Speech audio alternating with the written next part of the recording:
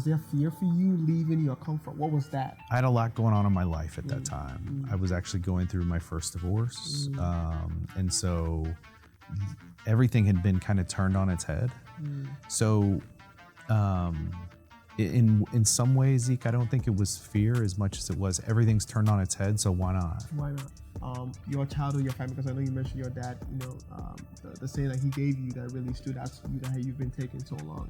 And I mean, for me, I have that from my mom, which is also a funny saying that she says, which I'm going to say in the email, I'm going to translate. She says,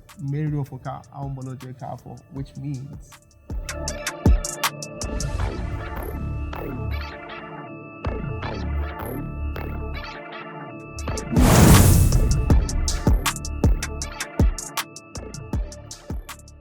Hey, what's up, good people? Welcome to the City Entrepreneur Show, a talk show that highlights up-and-coming local legends and founders who dare to take a chance on their vision, even when the odds are stacked against them.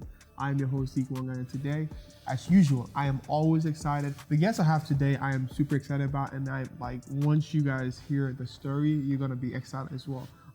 So my guest today, he has been featured on TechCrunch, Forbes, Kansas City Stockland News, Kansas City Business Journal, and many other platforms. He is the founder, the president, the CEO of the Keystone Innovation District. And I don't know if I can say this on camera, but I see him as the godfather of Kansas City ecosystem for entrepreneurs. So I say this on my show, so I don't mind. Please help me welcome the one and only Kevin McGinnis. How you doing, Kevin? Good, Zeke, good. Welcome to the show. How you feeling today, Kevin? I'm doing well. It's good to be here, man. Thanks for having me on. Thank you for coming on. Your biggest fan, right? I'm one of your biggest fans. No, I am your biggest fan. How's the weather treating you so far? Good. It's a good day out here in Kansas City, so can't complain, man. What'd you do today? What was your day filled with? Today's been like a productivity day for me. Lots of chores around the house, just getting caught up on life. That's good. Taking a break from the grind a little bit. So, and then, the opportunity to spend some time with you. Yes, thank you. You feel like you are refreshed. That's always what I need. Come refreshed. Absolutely. Clear mind, clear head. So ready to talk, man. Thank you for coming on. So let's get right into it. I want to get a bit of a background of your story. So when did it all start? How was, when you were born, how did that all happen? Yeah, so my dad met my mom. No. But on the real though, so give us a background of, because I know you're not from Kansas City. Right. Take us back to, where your journey started and how you got to KC. Sure.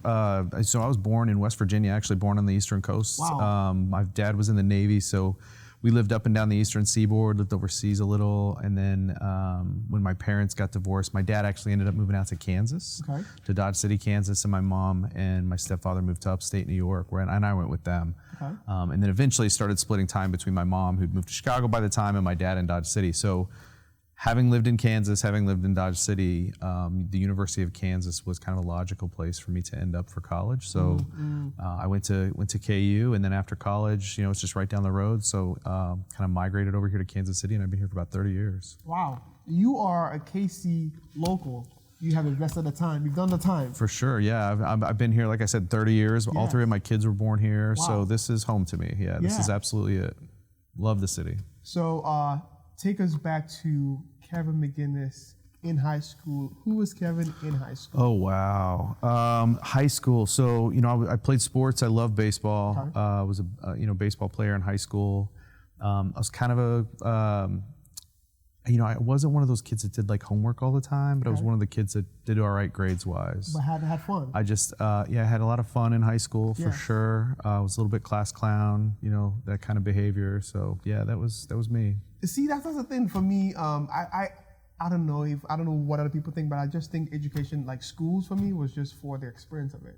Because in high school, I was just there, make good grades, okay grades, but I want to have fun. Though. Yeah, it felt to me like it was something you had to check off. Yes. Like, it was a process that you had to go through to take that next step in life. But I don't know that and in hindsight, I wish I probably would have tried to get more out of it.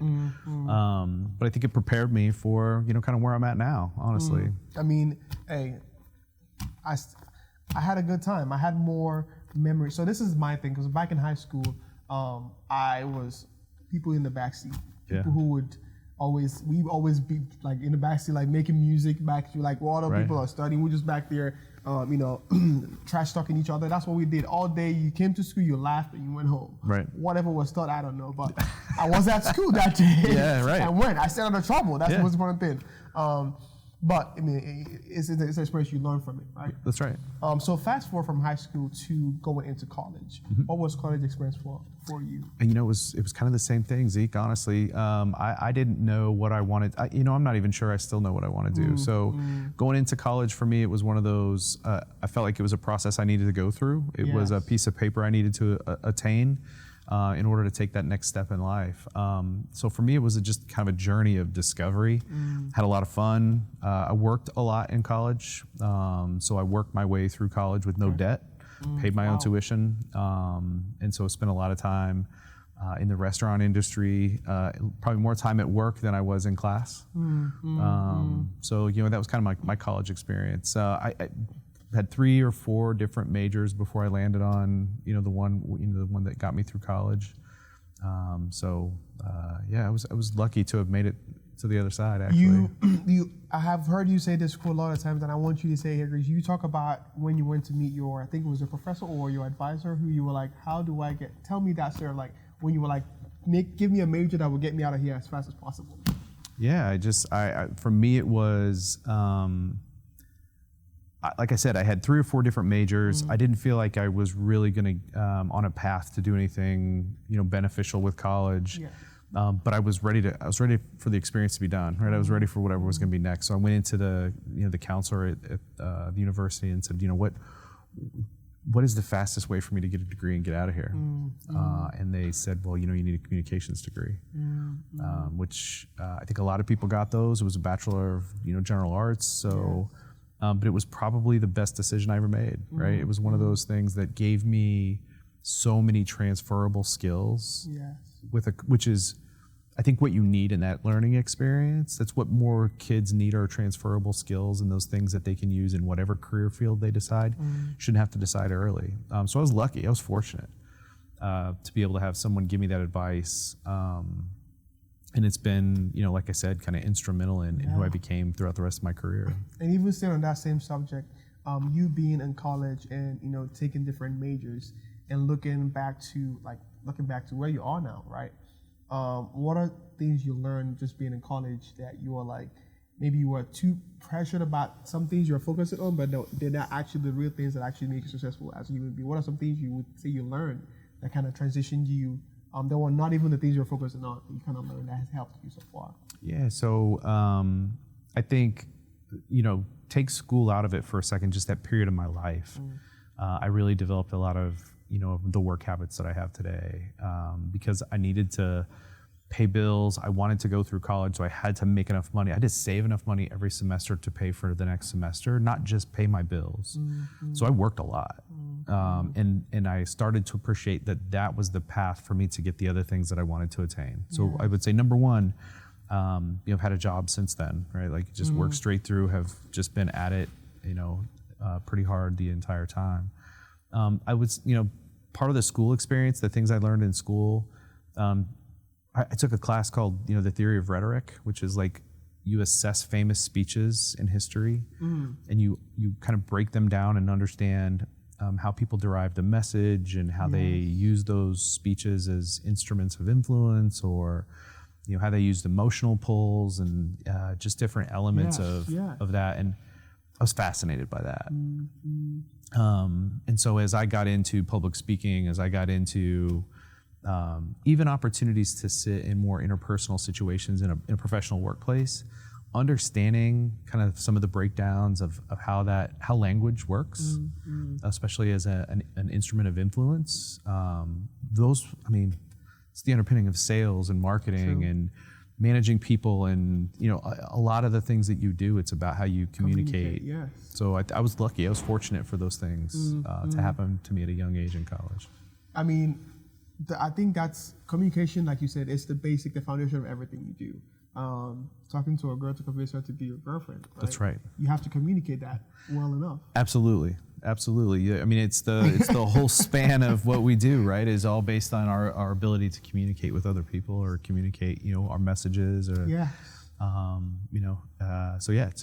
was probably the most, probably one of the biggest things that I took away from that entire period of my life. And I'm definitely with you on that, just because like me in college I came in here as an international student, and that meant that I had to learn how to be able to speak English in a formal way because I knew how to speak English as a Nigerian, but coming here I knew I had to be able to learn more, and that meant exposing myself in doing, being a campus ambassador or being an ambassador in college to be able to learn more and be able to communicate better. Because I remember one time I went to, I think it was a grocery store, and I wanted to buy sugar, and I couldn't pronounce sugar the right because we pronounced like sugar.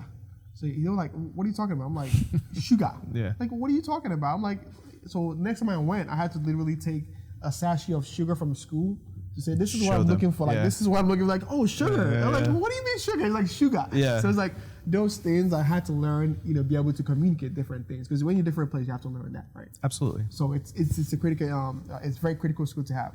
So, but and Zeke, you said just something. So it's in different environments, you have to learn different languages, and I don't even just mean you having to learn English or you having to learn a foreign language, but depending on what environment, what audience you're in, even in today's work environment, you have to be able to relate to that audience and speak that language, whatever that might be. And I think understanding that is kind of how efficacy works. Like that's how you can be the most effective, optimize kind of what you're trying to do. Yeah. That's so critically important. Because I mean, that's what makes you either a good business person or just another person who's trying to make it. Certainly one of the things. Absolutely. If you don't communicate where you are and be able to, be who you are authentically, but also communicate that way people understand where you're coming from. Absolutely. And not be offended or see you as someone who's, doesn't fit, right? But so fast forward, you go from college to, how did Sprint happen? What was that transition? Yeah, so, my career honestly has just been a series of good fortune and opportunities. I've just kind of, I like to tell people my career I've been like water. You just flow to where the least resistance is and you just continue to try to move forward. So for me, Sprint was almost an accident. When I moved to Kansas City, I had a couple bartending jobs. I worked in a warehouse over in Lenexa, Kansas, unpacking windows and doors, for houses. Yeah. Finally got into the front sales room and was doing, inside sales for the window and door business. I had a friend who worked in the warehouse who came to me at one point in time and said, hey, they're hiring. This job has benefits. It's a telemarketing job. It was kind of right down the street from where our warehouse was. I had just found out my wife was pregnant with our first child, and so I felt like insurance was probably my priority at that point, not working 3 jobs. Yeah. So I went over and applied and started in the telemarketing center at Sprint. So I started in the rock bottom of kind of the organization in terms of level. I mean, I was calling people at dinner time, asking them if they wanted Sprint long distance. That was my first job at Sprint. Can I finish your chicken though? Yeah, that was, well, I mean, absolutely. We would let you finish your chicken. I just want you to hear me out and understand why you should switch over to Sprint long distance. So yeah, that was my first job. And then I was fortunate enough to just kind of find opportunities, got an internship and went to corporate headquarters right off the phone, moved into a management position. And then at one point I decided I wanted to leave Sprint. So I left for about 2.5 years and went into kind of the small business entrepreneurial world. Was working for the same restaurant group that I did in college. Went back and was director of operations for 3 restaurants, opened a couple new places with them. And learned, my partner and I, we started a small software company that was focused on, touchscreen point of sale software for restaurants back before that was a thing. So it was a great experience, but eventually found my way back to Sprint and spent the next 20 years really kind of on the front edge of the business, working on new technologies, working on new markets. It never really felt like I was in the core of the business until the very end, until my last role at the company. But I just had a great career, that part of my career working for a company that size, but having the opportunity to be doing innovation for the majority of it. I was just very fortunate. What was going on in your mind when you were transitioning from leaving Sprint for 2 years? What was driving you then? Like, was it something you were looking for that you didn't have, or? So my dad used to tell, my father was a hard driver. He was a Navy guy, and so he was constantly kind of pushing. And my dad used to say something to me all the time that, you know how those sayings that your parents say, a couple of them just stick with you. Yep. And they're always there. Yep. My dad used to say the true measure of success is when you can make as much money when you're not there. And the only way you can do that is through ownership. So, all other jobs, when you work for someone else, you can only make money when you're working. Yes. Whereas when you have other people that work for you when you're an owner, your business can operate whether you're there or not. Keeps running. And so when I left Sprint the first time, I thought my path to ownership. This was my path to do something for me, something that I could shape and where I was going to be the boss or have the opportunity to drive the direction and make the future. So it was my first kind of taste, as an adult, as a working adult. I'd done things as a kid, but this was my first taste as a working adult of entrepreneurship. Even before entrepreneurship was. What was that like? What was that even like? Like the risk of that? Were you afraid of that? Like what was was there fear for you leaving your comfort? What was that like? I had a lot going on in my life at that time. I was actually going through my first divorce, and so everything had been kind of turned on its head. So in some ways, Zeke, I don't think it was fear as much as it was everything's turned on its head, so why not? Why not? This is the time. Like now that there's so much upheaval, what's one more thing, right? So this is the time to jump in and do it and reshape kind of where I want to go overall. Wow. So you kind of went head onto it as opposed to saying, maybe I need to have a safer, since everything's not going on, let's have a safer space. I jumped straight in. So what else could go wrong? Let it happen, right? I mean, everything's already not working out, right?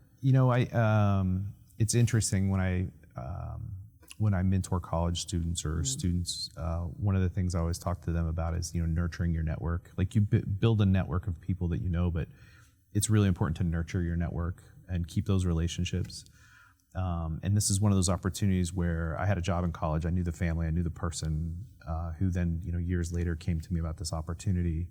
So that made it a lot easier to make that jump. Like if it was jumping into a business where I didn't know and somebody had just tried to recruit me cold, I don't know that I would have done it. But there was at least something familiar, during this period that kind of made that easier, made that transition easier.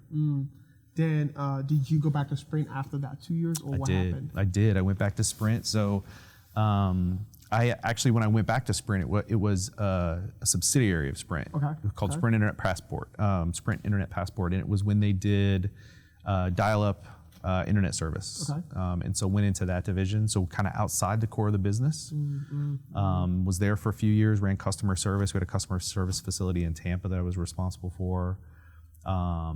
And then, had a few other opportunities going to marketing. We sold that company to a company called Earthlink and was part of the transition to the new company. Okay.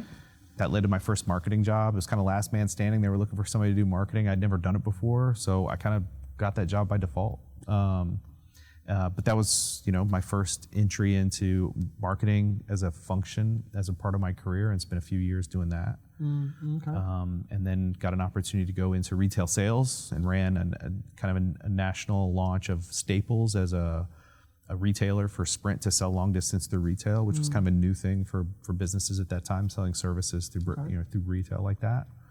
And then ended up in product. And product was kind of home for me. Once I landed a job in product management, I felt like I'd kind of reached the place in my career where I was, I think, that was where I belonged. And spent the next 10 plus years in the product organization and was eventually vice president of product at Sprint. Yeah. So how did Keystone come about? Like, what was that? When did you have this idea? When did it start?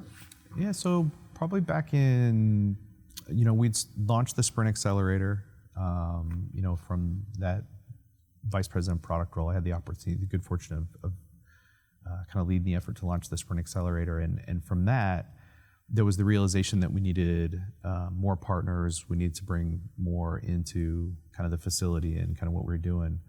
And so that was the first idea that something like Keystone, where you had a multi-partner approach to kind of what we were doing, was born. So this was 2013, 2014. Was part of a civic organization that was created in 2014, 2015, where a small group of us were trying to, develop a plan where innovation and entrepreneurship were keys to kind of economic growth in the region. And we really had kind of narrowed in on two gaps. One was access to capital, and one of the women who was on that team, Darcy Howe, started the Casey Rise Fund. And so the second thing that we had identified that was a challenge was this idea that we don't have place. This idea that it's a massive geography. It's very spread out. We have a lot of innovation assets, but there's not enough collaboration. And there's no place for those innovation assets to work together. And so as we looked around at different ways that this had kind of manifested around the country, there was innovation centers, single facilities, kind of like the Sprint Accelerator. Or there were these ideas of neighborhoods that were developed specifically with these stakeholders present, in these innovation districts. So that was the project that was kind of created in 2015 as part of this initiative. There wasn't anybody to work on it for several years because we were all running companies at the time. I had become CEO of Pennside Media by now. And when I ended up leaving the company in 2018, I came back and started working on this project as part of the Casey Rising initiative again, and it's just kind of gone from there. So for the last 5 years, it's just been a journey to try to get, from a concept, from an idea to where we're at right now with Keystone CoLab is kind of our first phase, a physical phase of development.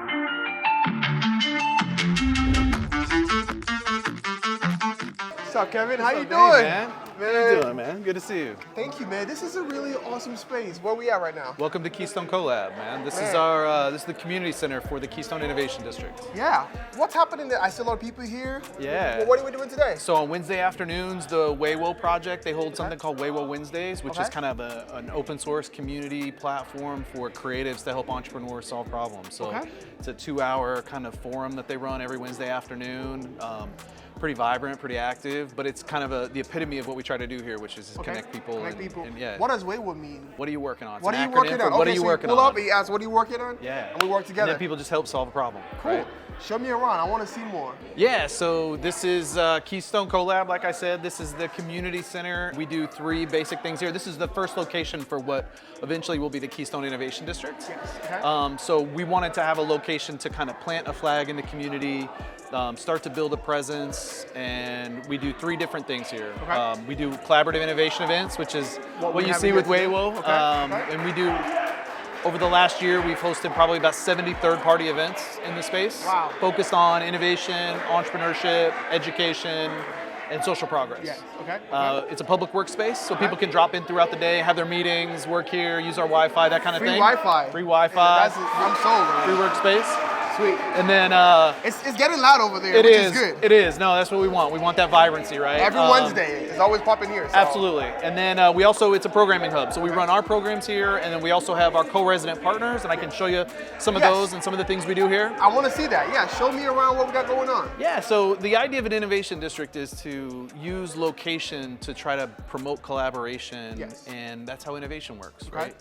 And so one of the things that we wanted to do when we opened this space was ensure that we brought partners, and I use the phrase partners, but it was really just collaborators. Yes. People who are kind of aligned to the same mission, really focused on supporting entrepreneurs, supporting innovation, new venture creation, education, workforce development, any of those types of things.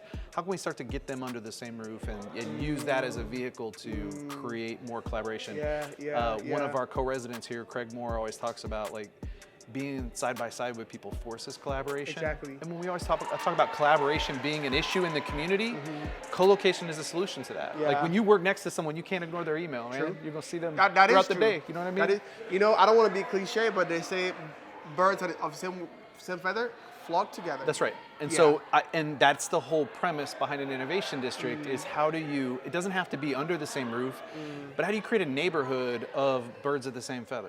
And so that's the vision behind what we do here. So when we opened this space, we wanted to use this as a prototype or kind of our MVP of what an innovation community, what an innovation district looked like. So we wanted to create some spaces where we could bring partners in and have them have their business, have their organizations headquartered here. So these were old garage storage units in the business that was previously in here, and so we wanted to convert these into, kind of private workspaces. And so they serve 2 purposes for us. A couple of them you'll see that are empty, and these are just like little cubbies that people can come in, have a meeting, come in and sit and work throughout the day. People will they'll come in and they say, hey, I need to have a meeting, I need to get on a Zoom call. That big open space isn't really easy for that, so they'll pop into these spaces and use these. And then some of them we've actually converted into office space. Office space, yeah. I have used this a lot of times. I actually had a meeting here today, by the way. So it is a useful spot. Come here, pop in, get you a Wi-Fi. And we also have TV screens too, where you can plug on the wall and do a presentation. Try to put everything on wheels so people can move things around and be dynamic with the space, and like pull a whiteboard up if you need it, pull a TV up if you need a monitor, that kind of thing. So, sweet. I think the first time I heard of the Keystone Innovation District, like I was like, this is such a unique idea, because I think every entrepreneur talks about not having a collaboration point, but we don't know how to create that. Also, the only way we know how to create that is saying, hey, I'm working on this, you want to work on it? But there's no place for people to come and intersect, right? So like when I heard about it, I came down, I'm like, yo, this is a really dope concept. And actually the fact that it's actually working and it's moving, had to take a lot of power, had to take a lot of things happening for that to be put into action. Which leads into my question is, what did it take for us to have a space, the innovation center? What did it take? What was the pillars that had to be in place for that to happen? Sure. So, in 2018 when we started this, one of the first things that I wanted to do, this isn't really a novel concept. This isn't really a new idea. This isn't. I don't want to take credit for this. Like, this is true innovation. This has been done before in other cities. This has been done in quite a few cities, actually, 25 to 30 cities in the United States. So we started off by let's go learn. Let's go see what others have done. But one of the first things we realized, one of the first things I heard as I started going out and talking to other leaders that had done this before was you can't just transfer those things to a city. Every city is unique. Yeah. Every group of assets, every ecosystem is unique. So you have to build a framework around what you have. And so, the next few years, we're really kind of spent pressure testing. All right, what do we have? And who is the coalition of the willing, right? Who is willing to start something like this? Because it has to start small and grow. You don't just plop down a 100-acre neighborhood and declare it an innovation district. You have to build it through programming, through placemaking, through people, and through the community development aspect of it. And that's the really unique parts about Kansas City, is building that programming that is needed. And that can benefit the ecosystem here. And then also understanding who those partners are, because they're different in every city, which ones are willing to step in and do the work. And just kind of going from there. Because I don't know how to explain, but it's like, it gives me so much joy just being in Kansas City at this moment in time, especially with everything that's happening in Kansas City, and having a spot where entrepreneurs can collide, right? Which we'll revisit this topic. But I wanted to go to shift gears a little bit to more juicy stuff for entrepreneurs watching today. Fantastic. Because I know that with you, you are a mentor for different entrepreneurs. You are someone who helps entrepreneurs formulate their ideas when it comes to switching into the studio, being able to get your social idea to become something that can be a venture. Right. For you, what would you say for someone who has ideas out there to have this idea, but I don't really know where to start or what to do? What are your few steps to get into a place where you think you can actually take action on whatever your idea is? Yeah, so the first thing I would say, Zeke, is there are a lot of tools out there. There's a lot of free education. There's a lot of really easy ways to get started, to understand. I kind of put all entrepreneurial education in three buckets, three phases of what I see an entrepreneur's journey. The first one is idea to product market fit, right? So, when you have an idea, I think the first thing that you need to ask yourself is, why are you doing this? Why is this important to you? And not the idea, but why do you want to be an entrepreneur? Why do you want to start this journey? And I think that really will help frame kind of the rest of the answers for you. Are you trying to make money? Are you trying to sell a company? Are you trying to solve a problem? Like, what is it about being an entrepreneur or starting a business that's important to you? So I see too many entrepreneurs that are down the path that haven't answered that question yet. So you got to start there. Second one is, what problem are you trying to solve? And is that problem, is that market that has that problem, is it big enough? Does that market, is it big enough for you to sell into, big enough for you to really approach and tackle that problem? How are you solving that problem? Is the next question that you got to ask yourself. And then really, I think a lot of entrepreneurs stop there and they don't take the next two important steps for product market fit. Because how are you solving the problem is one thing, but how are you creating value is the more important question. Because I can build something that solves a problem you have, but if it doesn't create enough value for you to pay me, right? If there's not a reason, like, yeah, it solves my problem, but I wouldn't buy that, right? Then you've still fallen short. And then the last piece is really understanding the business model. And that's not how you make money. It's how you make money against the cost that business will incur. So a lot of people always think, like, well, this is what I'll sell. This is how I'll make money. All right, that's one part of a business model equation. The whole business model is to get you to profit. So what are the costs associated with building, managing, servicing, selling, this value that you've created that solves someone's problem? So that's like the first phase of education that I think you, as an entrepreneur, you need to really answer. You need to get those three in check before you can able to start doing anything. For sure, and there's a lot of things in understanding your market that goes into that, like sizing the market, doing customer development, like putting your product in front of customers and getting feedback. Too many entrepreneurs want their product to be perfect, or they're worried about, you can't be worried about putting your product in front of a customer. Now, you can choose to put it in front of customers that you don't think are as important to get feedback, so you don't ruin that opportunity to put it in front of who you think your most important customers are. But you gotta get your product in front of customers. You gotta get feedback. You gotta understand what you perceived as that problem, solution, value you're creating. Is that really what the customer sees? And and does that value translate into something they'd be willing to pay you for? On that same subject, what do you think about competitors? Like, how should an entrepreneur think about competitors in the same industry? Well, they should, first of all. I've seen too many entrepreneurs that have thought that this part of that isn't important. So you absolutely should look at competitors. Just because there are competitors, though, doesn't mean that that's a space you should avoid, or a product or a market you should avoid. How do you differentiate yourself? So if you don't know who your competitors are, it's really going to be hard for you to sell what you're doing, because selling is all about differentiating yourself from other options, right? So you got to understand who your competition is. You got to pay attention to your competition, and don't underestimate. The worst thing I can hear an entrepreneur say during a pitch is that they don't have any competitors. To me, and to almost every investor I've ever known, that just says they don't know their market. Yeah, you haven't done your job. Yeah, you haven't done your research yet. Being someone that has, worked for a corporation and has built Keystone Corporation as well, what do you think separates some, just on the side small business owner, an entrepreneur, to someone who has a more broad, how do I put it? An entrepreneur who has a bigger scale idea? Like, what separates you from just being a corner store to being a global chain?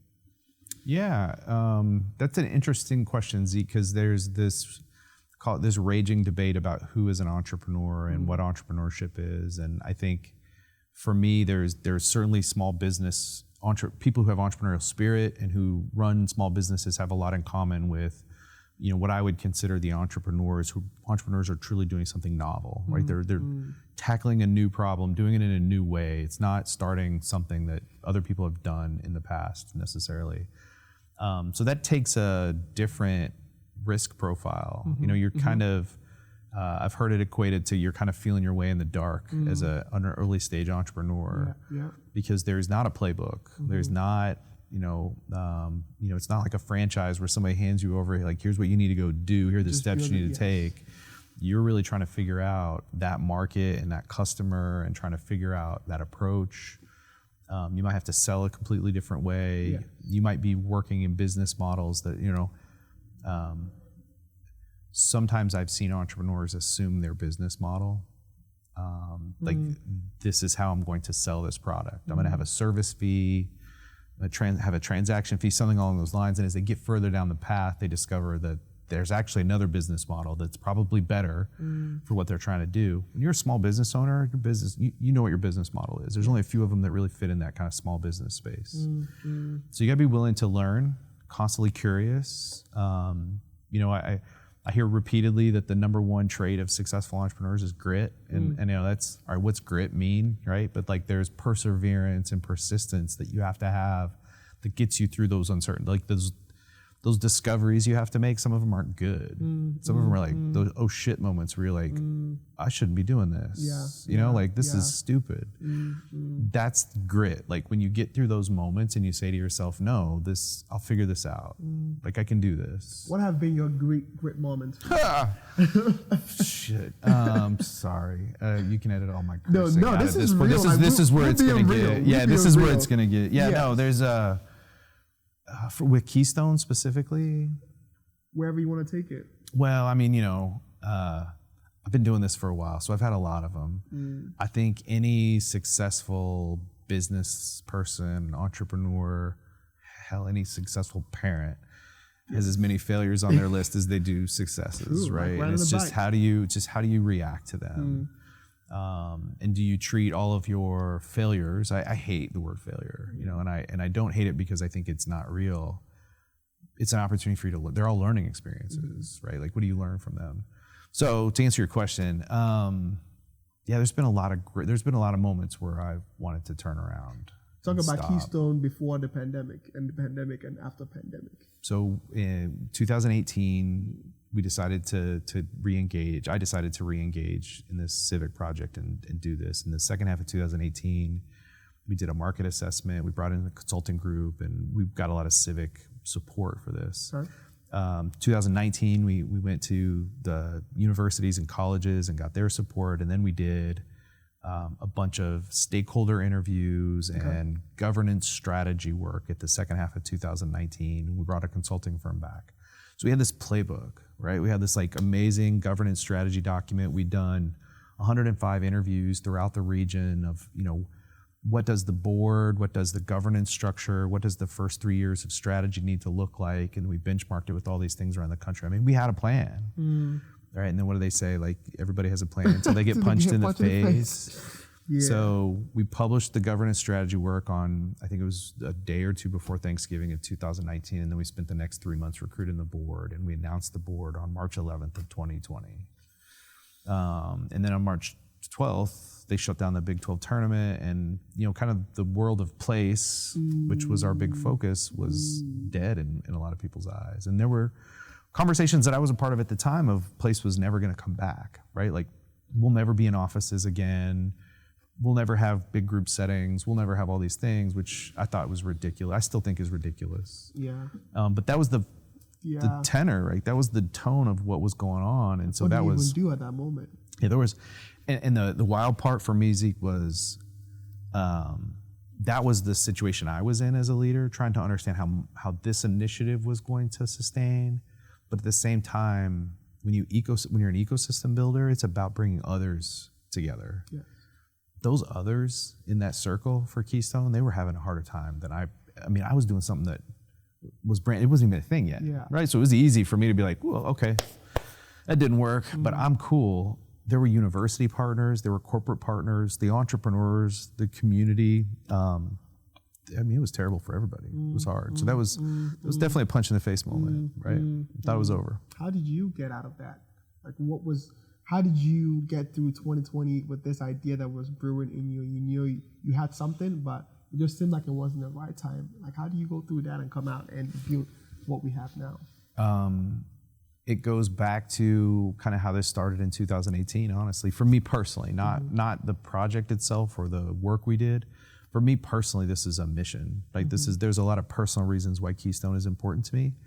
And those were the things that got me through 2020. Those were the things that, you know, like this initiative, this vision to have a neighborhood in Kansas City full of innovators and educators and entrepreneurs, and to really build an economic model that is good for everyone. It's not a project. Right? At this point, it's not a project. And by the time we'd gotten through going to all these cities and interviewing all these people, spending all this time with people in Kansas City and understanding that they want to see this, and having that validation from a lot of the work we've done, having talked to as many entrepreneurs that said just what you had said earlier, like, yeah, we need this. This is important. That's what got me through all of it, was knowing that it was important work. The feedback of people saying we need this just kept you saying, this is my passion, but I see other people also need this. I have to bring the solution. Yeah, and that's the way this goes every day right now for me. Like there's a bigger vision still of what we need to accomplish, but it's the day-to-day pieces, the things we see at Keystone sessions where people are just like, made this connection, this is important, thanks for doing this. So it's the impact that's having on people every day that really kind of continues to light that fire and keep me going. Let's talk about funding, because I know that is very big, especially with what you're doing and especially with entrepreneurs in Kansas City. Yeah. It has to be easy to raise funds in Kansas City, right? This would be a great opportunity for me to say, no, it's not easy in Kansas City, but I don't know that it's easy anywhere, is I think the truth. So Keystone is a nonprofit, and I've learned that is a completely different challenge and completely different fundraising issue aside from access to capital for entrepreneurs. So for entrepreneurs, there's, your funding journey changes depending on what cycle of, what stage you're in and who you go ask for money, what kind of money you can get. And a lot of that money is available to you based on what problem you're trying to solve, like what industry you're in, what product you're selling, those types of things. So to say that there's one answer, and you usually see this kind of as an S curve. To say that there's like one answer available to all the entrepreneurs at each one of these steps, there needs to be 20 available at each step. So we just don't have enough. There's not enough capital. Yeah, I mean, you are right on the money. Just because me personally and a lot of entrepreneurs who I talk with, especially on the show, it's like there is fun in KC, but it's so hard to kind of find it depending on where you are, right? It's like I feel like the government has to do more also because I know there's we have Kaufman Foundation who are doing their thing. We have different foundations who are giving entrepreneurs capital and stuff like that. But do you think you've gotten the support from, especially with government funding or federal funding or stuff like that, has helped? Do you think we need more, or where do you think we are? When I think of the ecosystem, so going back to the 2018 when we were kind of putting a framework around this. That was one of the things that I wanted to do, was find a framework that you could use to explain what an innovation community was to someone, because the word innovation and the word community are pretty nebulous in a lot of people's minds. So putting them together doesn't help. So we needed some way to describe what is present in an innovation community. So MIT has done some research on, where innovation happens throughout the world. And that research has indicated that there are 5 different stakeholder groups that need to be present for a strong placemaking innovation community. Okay. Yeah. And some of the ways that those things need to work together. So I've heard a lot of people say entrepreneurs, right? It's all about entrepreneurs if you have a strong entrepreneurial ecosystem. But you also need universities. You also need corporations. They all have a role that they play with each other, even just in the entrepreneurial ecosystem, let alone a larger innovation community. The government has an extremely important role too, right? When we look at the history of the United States, and you look at some of the economic explosions or the technology explosions and massive advances in technology we've had that have happened in periods of time, usually those were preceded by large federal investments in research and development, or in infrastructure that would support those things. So they have an important role. We need to see more of that. We need to see more, I think, government funding, seed funding for innovative approaches to solving future problems. We can't keep investing in the same things. And that's, I think, the government's role, is to help seed some of that from an R&D perspective, primarily. But there needs to be private funding. There needs to be corporate funding into the entrepreneurial ecosystem. There needs to be, it would be beneficial for entrepreneurs to give back into the ecosystem, not just their time, mentorship, advice, their stories, but help fund those who are coming behind them as well. So there's a lot of different sources of funding, but I think it speaks to one of the challenges that we're trying to solve with Keystone, which is it's all fragmented. And if you're a founder and you're trying to find that funding source based on all those factors we just talked about, you're hunting around and you got to get introductions, and you got to know, how can we create a place where you remove some of that friction? We can come here, and those answers and those introductions and those connections, they're easier, but they also happen almost they're almost forced to happen because people are co-located in the same place. Somebody said to me the other day, when you're in a place like CoLab and you work here every day, like collaboration is to not collaborate is impossible because you're right next to someone. Exactly. And you run into them constantly. If entrepreneurs had that opportunity with funders, it would improve not only their access to the capital, but also the education that entrepreneurs need to understand what they need to do to get that capital, right? Yeah. It just happens easier that way. Yeah, it's like they say, birds of same feather flock together, right? It's like Keystone is a place where entrepreneurs come together. That means you have people who are like-minded, who have the same vision or who have the same passion to different things, which also inspires you to keep working for. Yeah, for sure. So I want to go back a little bit more to how you grew up, like your childhood, your family, because I know you mentioned your dad, the saying that he gave you that really stood out to you, that you've been taking so long. And I mean, for me, I have that for my mom, which is also a funny saying that she says, which I'm going to say in the email, and I'm going to translate. She says, which means when you eat something bad, there's no one it's going to hurt you. It's when you go home after you eat that beans, it's going to be like, I got to do something about this. Oh. So when you do something, so what it means is when you do something bad, you might not get the repercussion of it immediately, but it's going to follow you back some other way, some other time. The repercussions will be, consequences will be. You will get it some other time. So regardless of whatever you do, making sure you're doing the right thing. It's an important lesson. Be very careful with that. Right. And she has another funny one, which is like, never keep a goat and a yam in the same room. It never happens. And she always said that because of me and girls. Like back then, it's like, you can't do that and say you are a Christian or whatever. We're just reading the Bible, we just know. The goat and yam cannot be in the same room. Anyways. But what is it in your childhood or growing up you think has helped you being able to become this entrepreneur, like just helping other people and not just, you are, because what you do is like God's work, really, because you're building an ecosystem not for yourself, you're building an ecosystem for all the entrepreneurs to come and grow. Is there something your childhood has helped you become that kind of person that wants to care for other people, or is it just your experience in life? I think it's an aggregate experience thing, but I mean, there's a few things I could point to, because I spend a lot of time kind of thinking about this, and why I say Keystone is important to me personally. It's not just the initiative or the project to the community, but understanding who I was and what was important to me was one of the reasons that I kind of got into this and why I've been, kind of driving this. But the first is, growing up, I lived 10 places before I was 10 years old. Wow. And a lot of people say, well, that must have been so hard. It's a lot of moving. But when you're a kid, you don't know any different, right? So it's not hard, but change is something that's kind of embedded in you now. Like that, I wouldn't call it a need for change, but like that ability to adapt and change. And that's a huge entrepreneurial trait, right? True. The second thing is my mom. So when my mother moved to Schenectady, New York, and married my stepfather, he was in the community action program. He was leading the community action program, and my mother wanted to become a minister in the Southern Baptist Church, and they wouldn't allow women in the church.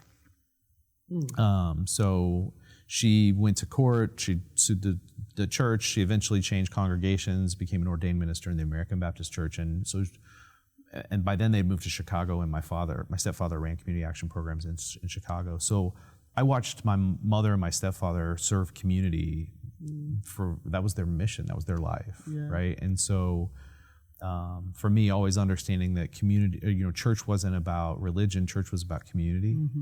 And my stepfather's willingness to, drive social programs to really help people that needed it. I think when I reflected back on the bar that had been set by my parents, by my mom and my dad, that was something that was really important that I felt like I needed to live up to, was that service, right? Was being able to do something that's bigger than you, exactly. Something that's foundational that can be, left behind and still improves the lives of others. Right? I mean, community is everything, right? It says it takes a village to raise a kid, and it's like that's right. The episode we just had earlier, we were talking about community and how we can be able to build that by ourselves. Like everyone needs community. Regardless of what you're doing, you can't do it alone. Right. And I have 2 more questions, and we're done. I promise. No, that's good. I'm enjoying this, man. No, I love this. Seriously, I love talking about this. What is you love this. You're gonna love this question. What is the Medici effect, and how important is that? Yeah, sure. So, I talked about wanting frameworks to be able to help explain to other people what we're trying to do, because it is sometimes difficult to understand. So you have the framework of how an innovation community comes together with that MIT model that we talked about, and others that have looked at that. Innovation itself, how does innovation happen? There's a lot of people who are out doing consulting business or trying to talk about innovation. The one thing that I've seen that I think really is a great kind of playbook or a great way to think about it is this thing called the Medici effect. And so there was a book written by a guy named Franz Johansson. That was probably about 17, 18 years ago. And it was based off the principles of the Medici family from Florence, Italy back in the 1500s. And they were it was the largest bank in Europe. The son wanted to be an artist. He didn't want to be a banker. So he had convinced his father that for him to run the bank, they needed to be patrons of the arts. They needed to basically fund artists and bring them to Florence, Italy. And so a lot of the great artists we know from that era, Leonardo da Vinci and the great chefs and scientists and biologists, the arts to them were, a lot of these things weren't, science was still an art, right? It was still, and so they brought all these different people together and they learned from each other. But right, it wasn't the chefs learning from the chefs, it was the painters seeing the new spices that the chefs had brought from, Asia or from other places and inspiring new colors and new ways to think about, how they used even spices to make paint and some of those types of things. Architects learned from the biologists. A lot of the great architecture things were actually learned by how insects or animals built their structures. So creating these intersections, creating these unknown or these places where these people who don't necessarily aren't looking at things the same way, really create, the more diverse thought you have, creates an explosion of ideas. And that's how innovation occurs. And so the Medici effect talks about the power of creating these intersections and walks through a lot of case studies about how it's happened in modern times. Wow. And so that's what we try to do here. And that's why we run things like Keystone Sessions the way we do, where we want 3 different topics every Wednesday, because we want intentionally for people who wouldn't otherwise run into each other to start to collide and create the space for innovation to occur. Man, I believe in intersection. I believe in being able to bud ideas with different people from different industries throughout the country. That makes you, as a person, as an entrepreneur, learn more and grow faster than other people. It's so true. And I, one of the things that you'll see successful entrepreneurs do is they learn from everybody around them. Yes. Right? And they thrive in that opportunity to learn from and take a piece of everybody around them. And when you're in a healthy ecosystem like that, it's not seen as transactional. It's seen as like, it's kind of like the Weibo guys. Like, what's your strength and what's my pain point? And if those things align, you help me. By the way, my strength might align to somebody else's pain point. But if we all help each other, that's really what an ecosystem is that kind of synergistic kind of collaboration. It's powerful. Yeah, creating those intersections and finding those differences, but those strengths and how they complement each other. It doesn't happen if you're around a bunch of people that are just like you. True. And I also believe that, I just thought this is like solution bring confidence sometimes, right? If you are troubling about something that you really want to solve, that's what helps you solve that. Gives you this relief of confidence. I can go and solve something else now. Totally. I figured that one out, right? Yeah. My last question for you is, what is one piece of advice that you have gotten in the past that has really helped you through your journey in life? I know we talked about your dad, but what is some other piece of advice you've gotten that has really helped you very significantly? Yeah, I think, so I used to work with a guy named Dan Hesse, who's the former CEO at Sprint. And I think one of the things that he taught me, and it wasn't necessarily a saying, but it was kind of a way of thinking about the world that's really kind of helped me, was that, this idea of corporate social responsibility, this idea that business is not separate from community. Business is a part of a community, and they have an obligation to that community, to the people, to the environment, to all of those things. And for me, businesses should operate, that what I took from that is, if businesses are built correctly, they should operate to serve communities as much as they should to serve themselves. And I think we've lost that in a way. I think capitalism and community have separated, and have looked at each other, as opposition instead of business leaders embracing the idea that businesses should be good for a community, and communities understanding that businesses are really kind of the driving economic force that enables communities to thrive. So that was a piece of advice that I got as I was coming up through the executive ranks that I think has stuck with me, and is something that I use here, right? There's a lot of personal things that I think people have said to me. I mean, and there's so many of them that you just accumulate. I know I said that was my last question, but because I've watched you and being part of your team and see how you treat people, how you be able to make people feel not just welcome, make them feel like they have something they can contribute, they have something of value. How important is it to you on how you treat people? How did you learn that? What is that important as a leader? I want to change something that you said. You said make people feel like they have something to contribute. I think everybody does have something to contribute. I don't want people to feel like they do. I want them to contribute, because that goes back to what you said about feeling positive about solving something or having a solution.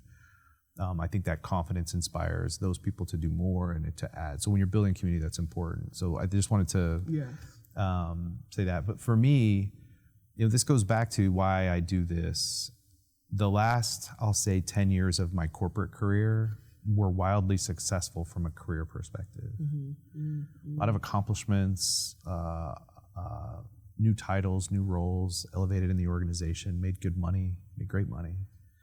But I feel like I lost my way a little as a person, right? I was, you were chasing something. All three of my kids graduated from high school. Both my parents died, and I wasn't as present as I probably should have been because I was too focused on my career. I think when I left Sprint and was reflecting on what I wanted to go do next, it had to be about people.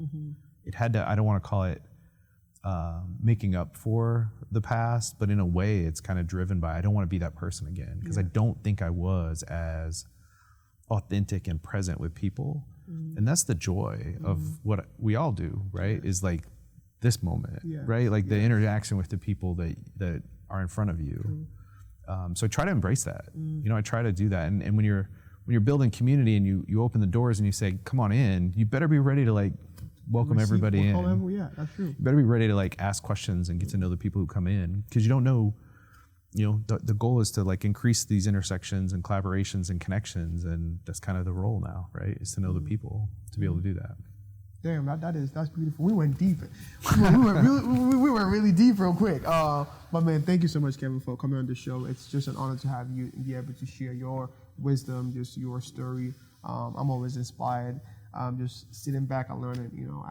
I love what you're doing, and I'm passionate about being able to build this community, especially for the next generation. Because if we don't build it now, it's not gonna happen, right?